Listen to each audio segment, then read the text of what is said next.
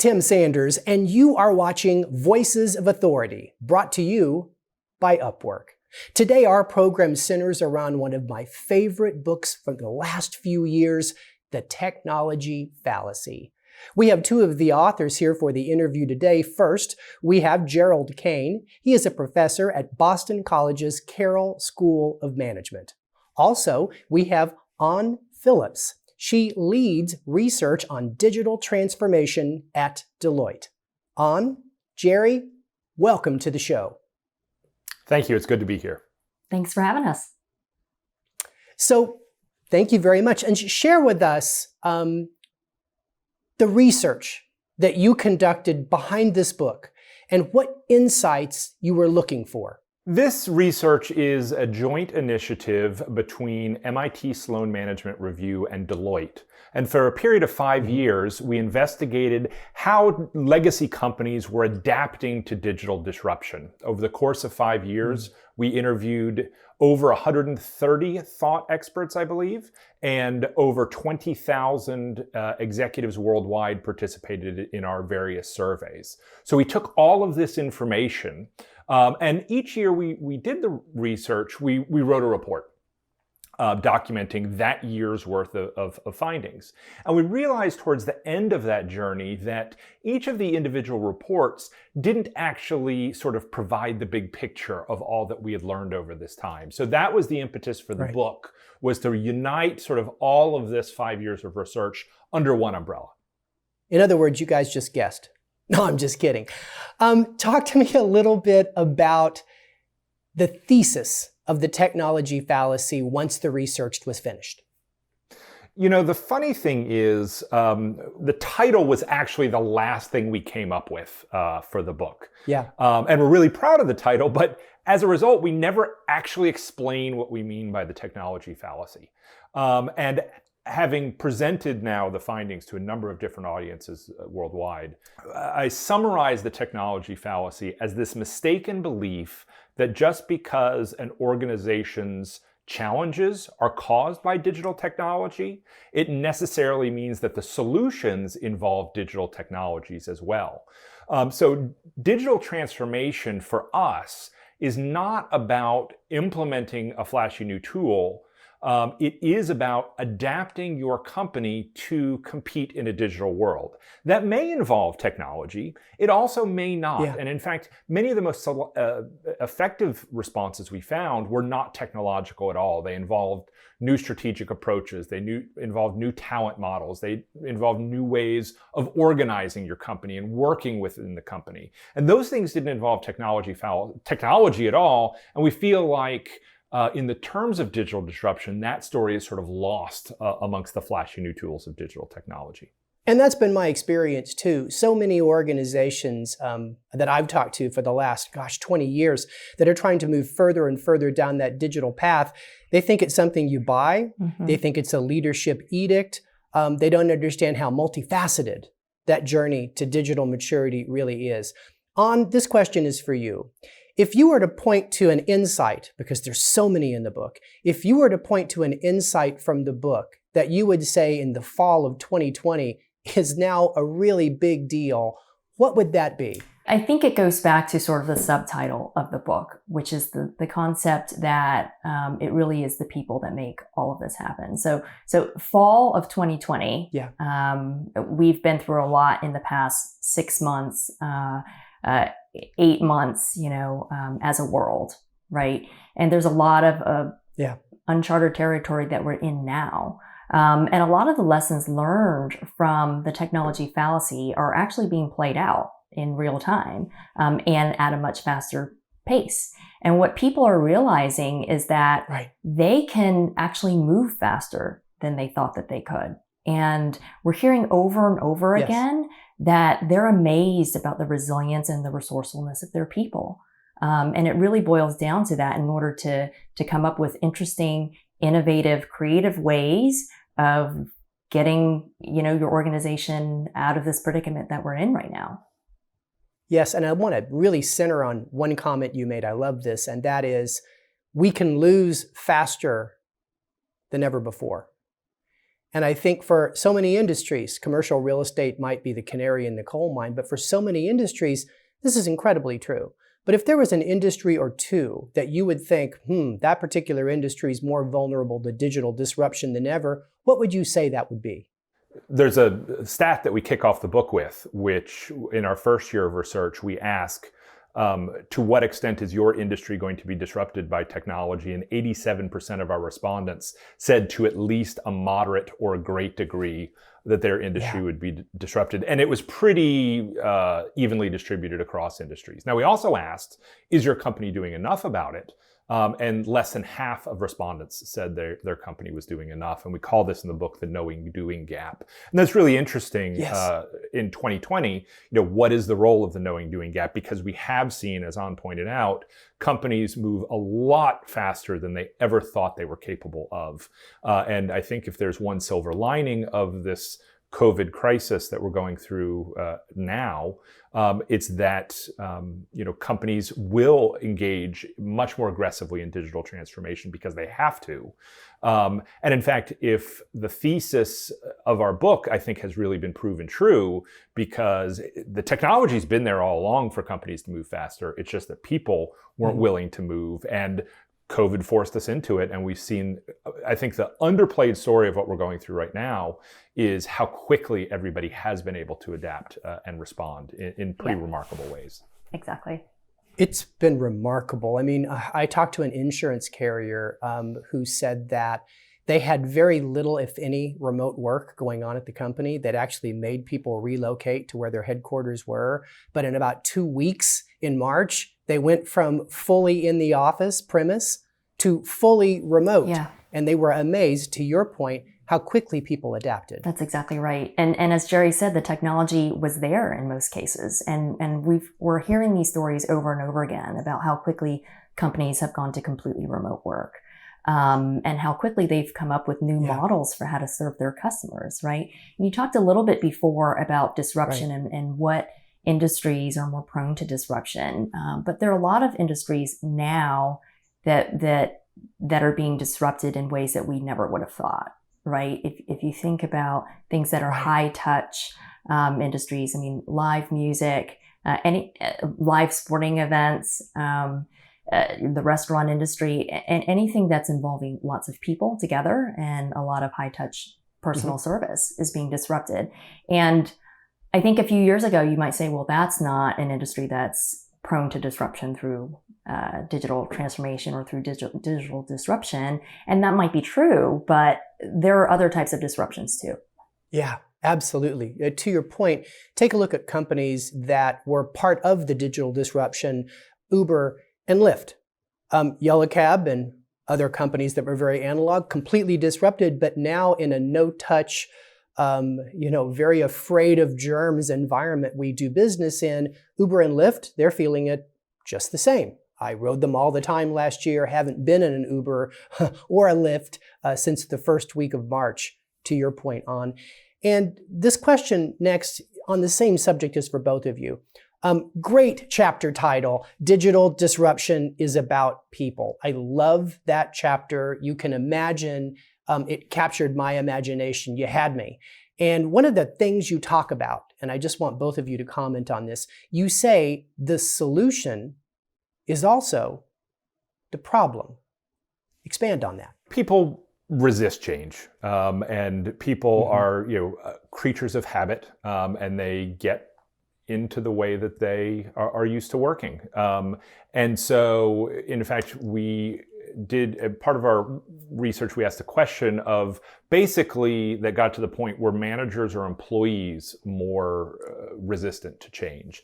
And much to my surprise, they reported that employees were much more likely to be the barriers. And in fact, what we see is as we move into more digitally mature companies, it requires more autonomy on behalf of teams and team leaders, and it requires people to step up and to sort of take more authority. And people who historically have not had that authority or not practiced that authority are reluctant to do so. So one of the challenges is not just getting people or realizing that people are the key to digital transformation, but also how do you go about empowering those people so they can take the types of decisions, take the types of actions that they need to sort of help your company move forward and move forward more quickly. Yeah, and as you know, on the other side of this, if we talk about how people can help you get out of this, if we think about what kind of a market environment we're in today, right? It's not like it was the last century where everything could be working like machine work and predictable and everything was focused on productivity and efficiency. Companies can't compete that way now. I mean, efficiency and productivity are table stakes, right? Everyone's going to be optimized in that way. Where companies have to compete is around, finding new creative ways to engage with their customers, offering new value to their customers that they can't get anywhere else. And that comes from people. I mean, that comes from ideas that people have and the creativity that people bring to all of this. So when we talk about how people can become the solution, it's about how do you motivate the people and give them permission, as Jerry said, to really help your company move forward and to come up with creative ways for you to do that. And we're seeing a lot of that play out over the last several months with companies having to think of new ways to do things. I'll piggyback one more time on Ons, and that was, she talked about efficiency being table stakes. And in fact, what we're seeing is sometimes efficiency is actually an Achilles heel for many companies, because in order to get these very efficient global supply chains, they've also become more brittle. That's right. And so what companies are looking for now is more resilience, adaptability, creativity that On was talking about. And people powered by technology, but people are sort of the real key to making that happen as well. Back in 1999, I read a book that absolutely changed my perspective about this coming wave of digital transformation. And that book was John McKean's Information Masters. I love that book. And I'm showing a graphic now taken from the book where John, through his research, took a look at where investments historically came from in this pursuit of perfect leverage of customer data. That's what the book was about, more or less CRM leverage. And he took a look about where companies put the money towards that. And he also took a look at where success came from. And as you can see from this graphic, 92% of the historical investment for companies trying to win this race for customer information was in information and technology, yet it didn't have but 20 or so % impact on the final result. You see here, though, an investment in people and leadership and culture seismically outweighed in terms of return on investment. Talk to me a little bit about what you think here, 21 years later, about that thesis as it was reflected in your research. It seems like this is a little bit of the thesis that we've got, playing out 21 years earlier, right? The thesis of our book. And if we think about this, that's the way it has been for a number of years, because technology and information systems, those are easy, tangible things that you can pick up. And you can look at them and you can see whether or not they're adding value.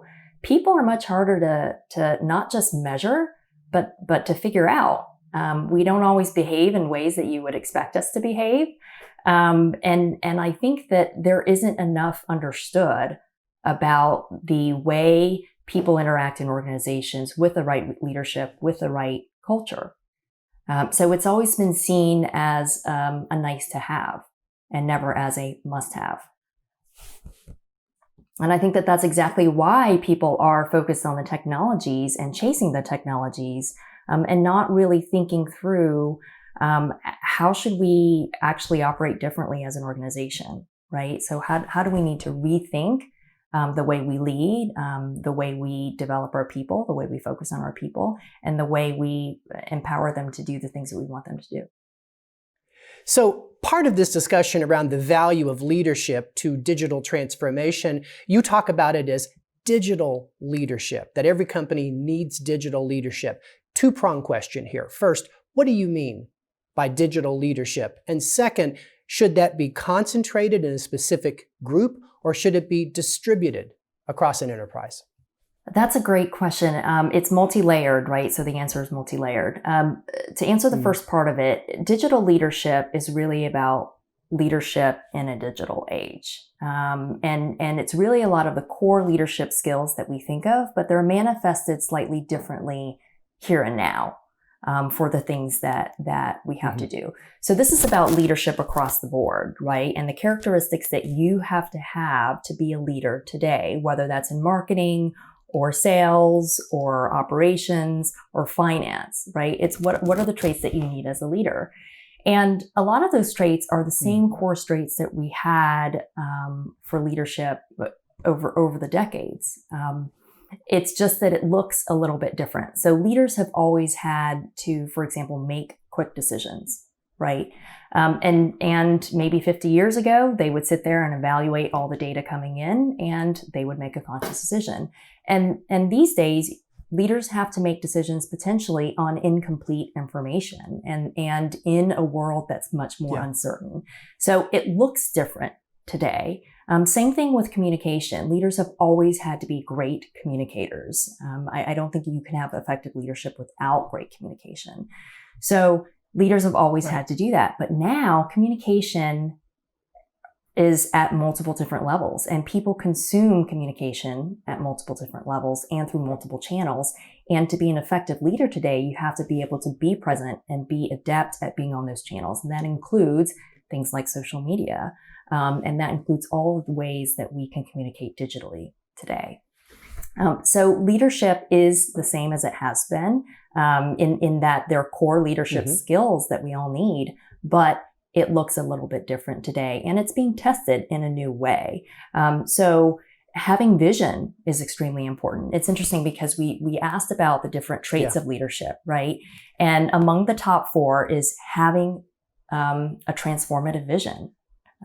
Also being change oriented, being forward looking, and being tech savvy. So having an understanding of technology and having an understanding of what technology can do for your organization. And it's that tech savvy part that I think that a lot of people sometimes maybe mistake for hardcore technical skills, right? So not every leader needs to be able to code, but every leader needs to understand technology. So they have to have some of these basic traits. And when you talk about whether or not we have to concentrate digital leadership into certain roles, we actually not necessarily need to do that, right? But what we need to require from all of our leaders is a certain set of basic skills, and that includes tech fluency or tech literacy. Jerry, this next question's for you. Zara, I love this fashion brand. You write in the book that as a case study, they spent 25% against industry standards, but accomplished outsized results inside that industry. Was the secret people leadership centric or vision, or all of it? Well, it's all of it. I mean, so I need to give a shout out to my colleague, John Gallagher. So he wrote a textbook. The name of the textbook's eluding me, but Managing IT textbook. And he highlighted this case study with Zara. And I've been teaching this case study since 2006. And so it goes way back where Zara started to take a much more innovative approach to fashion that allowed them to respond to fashion trends faster than, the incumbents were sort of making big bets on fashion trends 9 months, a year, 18 months out, as opposed to Zara would just, as they saw the fashion trends emerge, they created an infrastructure that allowed them to move more quickly and to produce those trends faster. So fast followers. And what's interesting is Zara, in fact, did not invest tons and tons of money into a tech infrastructure. Their things were very simple. I mean, just basically iPhone-like capabilities. But the bottom line is they created the organizational processes and principles to be able to leverage and use that information to do business differently, to transform their business from needing to, like the Gaps of the world, make these fashion bets a year plus in advance. They're able to sort of turn a trend around. I don't remember how fast it was actually, but measured in terms of weeks instead of months. And that just enabled them to be on top of fashion trends, to not engage in waste, to then sort of not have to have sales because you don't have excess. It just changes the entire business model. with a little bit of technology. And a little bit of technology can go a long way.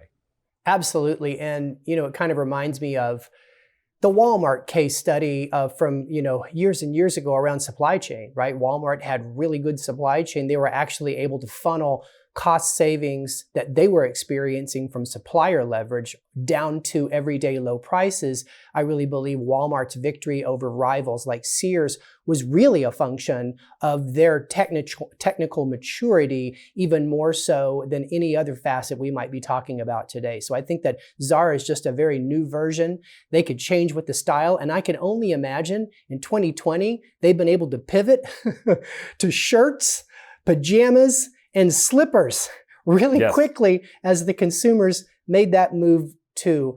But I want to kind of shift the discussion a little bit with this as a setup to this issue of talent gaps and skill gaps.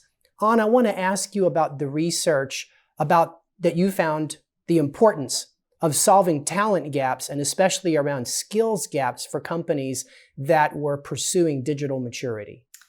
Yeah, I think that even outside of our research, there's a lot of talk about this concept of a skills gap, right? This concept of organizations needing skills that they don't have, or needing people that they don't have, or their people not being able to build their skills or refresh their skills quickly enough.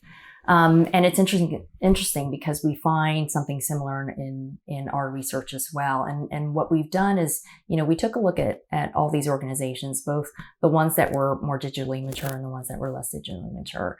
And the thing is, everyone across all industries is saying that they need more skills, right, in their organizations. But the key difference is that the digitally maturing organizations are actually doing something about it. They're able to more effectively use the skills that they have in-house. And most importantly, they provide their people with the opportunity to grow. So they're actively trying to grow the skill sets within their organizations, and really trying to create a place where people can continue to develop and learn. And that's really what's setting them apart. So they're developing their existing core team members, and they're also strategically filling gaps, whether they're skills gaps or what I like to just refer to as task gaps, in all of these digital projects you would have across a company, which leads me to the next topic. And this is one that really, really convinced me to join Upwork, where I work now in customer insights. And this is the concept of the core periphery. And I know that you talk about the work of Dr. Melissa Valentine explaining the core periphery concept, but review that for us just for a second, because I think it's a great backdrop in this discussion about the role of talent, solutions, and digital maturity. Yeah, so here, and where Melissa's, Dr. Valentine's work is influential, is she's sort of envisioning, she works in a concept called flash teams, which is sort of an organization without a core at all. It's just, random contracted, not even contract, workers that come together to solve a problem. They come together and solve their individual part and move on. Where we would, and so there's some that's even saying you don't need a core at all. What we're saying, however, in the book is most organizations are going to be built around a core of full-time employees that know how to go out into the talent market, like an Upwork, and source some of the skills they need for certain projects. They know how to bring those different skill sets together and then sort of release them back out into the talent markets when they're done with those skill sets. And in fact, we use a similar model in some of the work we did with the book. We doing sourcing the artwork and such like that. We drew on some talent markets that we had access to. The advantage to that with companies, it allows you access some optionality as far as talent that you need, that you might not need full time, as well as some flexibility so you can ramp up quickly when you need those skill sets, but you don't have the overhead of having to onboard everybody, et cetera, et cetera. So I do think these, and I think COVID's actually going to accelerate this capability, because once we're not in a place where we are sort of geographically dependent, I think that genie's out of the bottle. We're going to be a little more able to open up the question of who needs to be full-time employees, who needs to be contract work. Now that we have these robust markets, and I'm not trying to do a plug for Upwork, but you guys are just out in that space, and I think it's going to be really valuable going forward. How do we source the talent we need at particular times? And I think that's going to actually be a skill set in and of itself. How do we work effectively? How do the members of the core organization work effectively with these talent markets? How do they know where the right people to find are? How do they manage those people? And how do they then let it go with a good relationship so when you need that talent again, they're going to come back? Talk to us a little bit about your concept of optionality and help us understand how that pulls through to today's various business challenges. Optionality is actually one we are just now playing around with. So it's sort of new on the scene. And what we're thinking, it's rooted in the terms of financial options. So what a financial option is you pay a certain amount to have the right to buy a stock in the future at X price. If the stock goes up, you exercise your option and you make money. If it goes down, that money is lost and you don't exercise the option. We think of this in terms of organizational abilities too. Investment in these types of platforms and these types of digital capabilities and the ability to sort of add other individual or organizational capabilities to your own enables some strategic action into the future. So you haven't fully thought through, I need X if the world is all of a sudden beset by a pandemic. But I know if I have this talent pool that I can draw on when I need to go remote, when I need to do shift production in other places, I have those relationships that allows me to engage in those options much more quickly than if I were starting over from scratch or if I were trying to do it all myself. So last question on this talk track. Anna, I want to come to you on this one. You talk in the book about how we need to make sure that we treat freelancers and independent contractors as partners and not second-class citizens. Expand a little bit on that challenge. Well, I think it's a culture challenge that's it's definitely a culture challenge, right? And it gets that much harder when people do or don't identify themselves as being part of your organization. And I think it ultimately boils down to that. So how do you create a culture that is inclusive of all the people that are part of your broader networks and ecosystems? To have that sort of an inclusive kind of approach to your employees. And if we think about this, companies for a while have been trying to strengthen their relationship with customers, and they've been focused on developing, the best customer experience. And that concept is starting to shift and be applied more to employees. But I would actually expand that and broaden that to not just include employees that are on your book, but employees that are talent, basically, that are part of your overall networks and ecosystem, right? So how do you actually create an experience for all of them so that they feel like they are part of the team and they're all experiencing something that really brings them together for a common purpose, enables them opportunities to grow and really increases their level of engagement across it all. And I think ultimately that's key to avoiding the whole second-class citizen concept. I absolutely agree. And engagement is the lever here.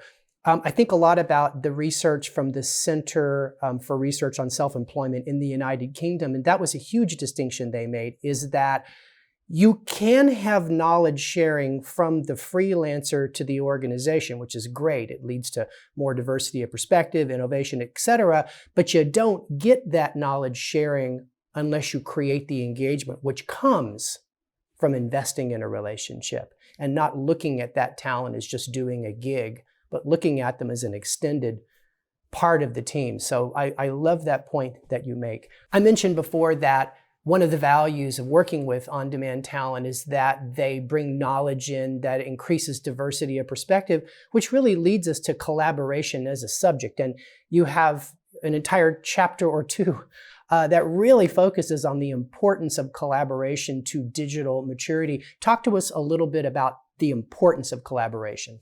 So it's interesting because when we talked a little bit about culture at the beginning of this, and collaboration is one of the key cultural traits of what we're calling digitally maturing organizations.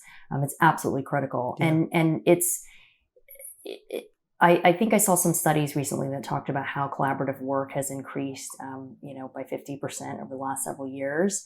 So it's only continuing to move in that direction. And it has to move in that direction because that's the only way organizations can move quickly, right? Is to have, and this is tied very closely to the concept of cross-functional teaming. So when you have different parts of the organization coming together, as well as outside parts of the organizations coming together to work on something and to collaborate closely, you can actually get done what you are trying to get done more quickly, rather than waiting for each part to do their portion of the job and pass it over. That's just not very efficient, nor is it very effective. One of the big surprises to me about the research was the correlation between cross-functional teaming and digital maturity. And when I asked why, it's about this ability to collaborate in different ways. Because, in fact, when we ask what are the biggest barriers to collaboration, it's people too. It's the silos. It's the lack of an incentive structure. It's all sort of reporting relationships. Now, what's really interesting in the face of the COVID crisis, we've seen organizations begin to collaborate with competitors to solve problems of societal importance, whether this be in healthcare, that has certainly ramped up, or in the production of hand sanitizer. You saw, large distillers working together because they didn't know how to make hand sanitizer. So they worked together, direct competitors, to try to solve this problem that would benefit their communities together. And I think that's been a really inspirational aspect of collaboration in the face of the current crisis. Right. And one more note about collaboration. What we found interesting in our current research is that a lot of the organizations that are able to move quickly and able to get things done in a relatively short period of time during the pandemic, many of them have said that we've been able to implement either cross-functional collaboration or that's a part of how we worked anyway. And so that's how we were able to get that done quickly. That's how they're able to, within just 2 weeks, shift over and come up with a whole new production system of how to make hand sanitizer. And that's a great proof point for something, for those of you watching the show, I've been talking about this entire series. I'm putting this graphic up again about the diversity of perspective in a meeting environment and the likelihood of that particular meeting to produce an incremental solution. Not a moonshot, but the next play. And I think it speaks to An's point that as we bring that diversity of perspective across different disciplines to the table, we get problems solved faster. I want to ask a final question here on this topic of collaboration. How can leaders foster a culture of working not just across silos, but across boundaries? One is figuring out how to remove the barriers, and some of that is organizational structure. So it's how the organization is structured in a way where people report to whomever it is that they report to, right? So how do you change the reporting structures so that people aren't incentivized just to work within their functions or their silos? How do you change the incentives to enable collaboration? And then how do you also encourage that by creating external relationships that are then brought into the organization as well. So I think it's multiple levels. One level is organizational and structurally. Yeah. How do you restructure so that you can collaborate better? How do you form teams that are more cross-functional? And then 2, how do you build a culture that rewards and reinforces the concept of collaboration? And I think that's it. How do we build a culture? I think of it as an organization's operating system, that collective intuition of how we do things here. So I think that's a great piece of advice for everyone watching the show. This is the last topic I want to ask you about. I want to thank you for your time today. Learning.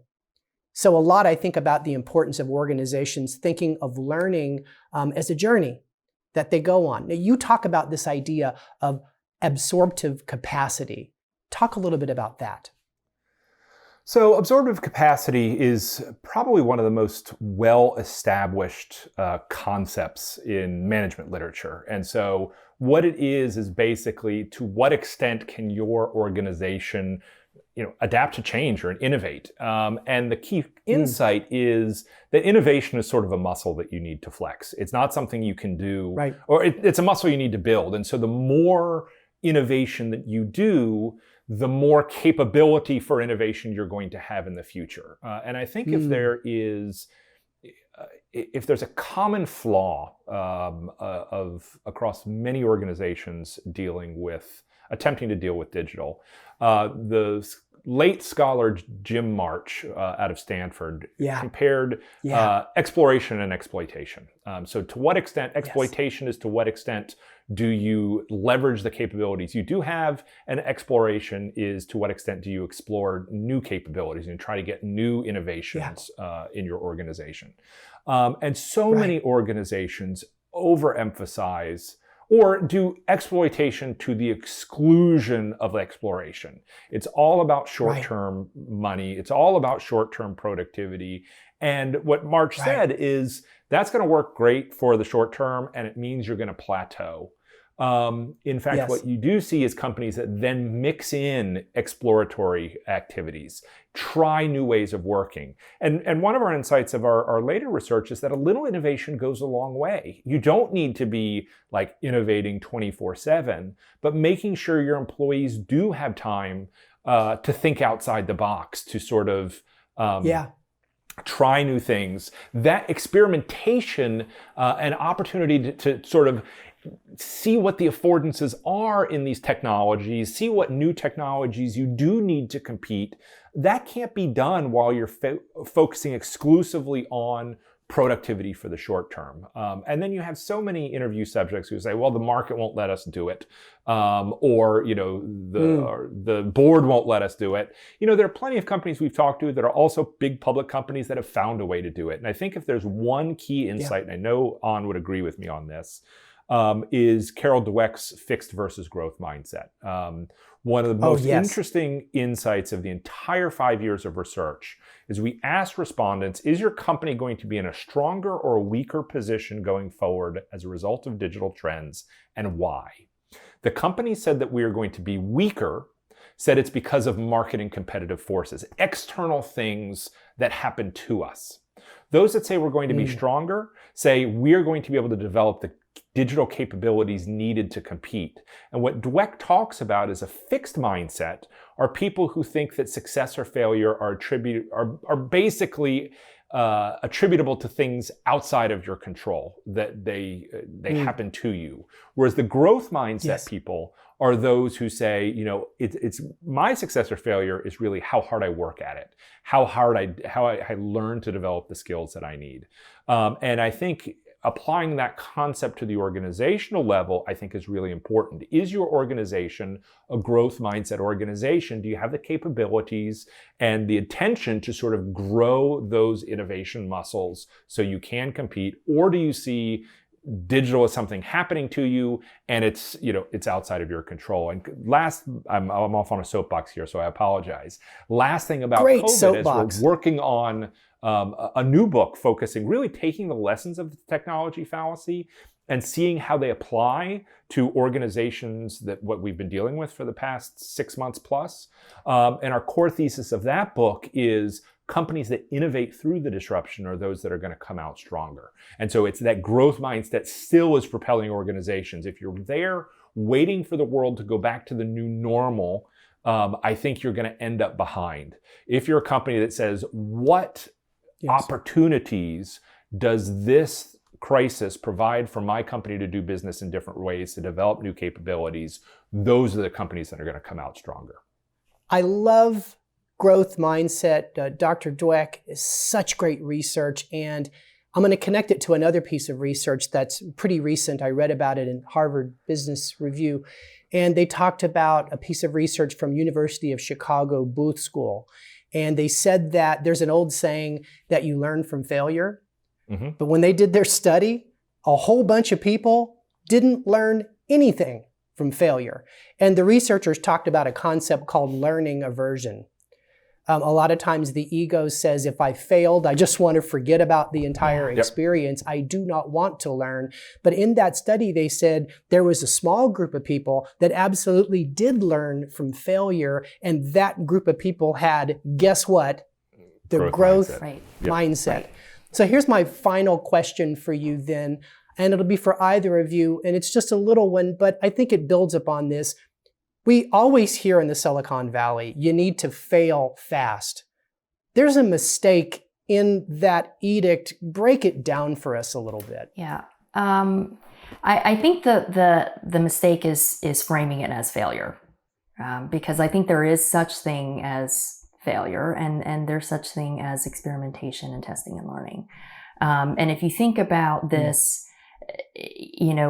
from a scientific perspective, right? If you think about what scientists do in labs all the time, is that they test theories, and they're testing, process A, and if it doesn't work out, then they move and test B, right? And they're not looking at any of those things as failures, and they're not framing them as failures. They're framing them as learning, and they're framing them as, I tested this, it didn't work out. Let me go test something else and see if it will work out too. And so if we frame them constantly as failures, we're going to want to not think about them, not sit there and figure out, what we could have learned from them. But if we frame them as, I'm going to go test this and see what happens and see what I can learn from it, it's in a whole new light, right? To your point, when people think about failure, they think about a shortcoming. They think about something that should be best forgotten.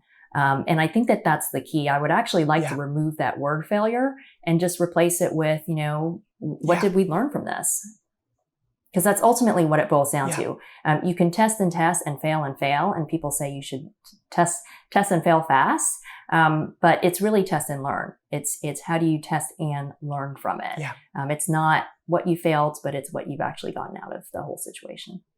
This reminds me of a saying. I recently heard it from a friend of mine, Nelson Mandela.